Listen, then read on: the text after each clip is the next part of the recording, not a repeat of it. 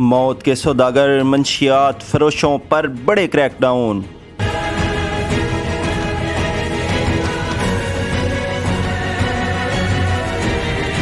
कराची में बैनुल-अक़वामी smuggling network को बेनकाब करते हुए करोड़ों रुपए मालियत की 109 किलोग्राम से ज़ायद आइस बरामद करके 2 गैर मुल्कियों समेत 3 मुल्ज़िमान गिरफ्तार कर लिए।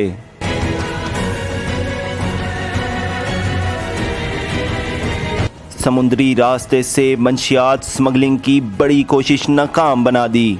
दौरान ऑपरेशन कंपाउंड में मौजूद कुएं में 187 किलोग्राम आइस और 225 अदद जदीद पिस्तौल बरामद कर लिए।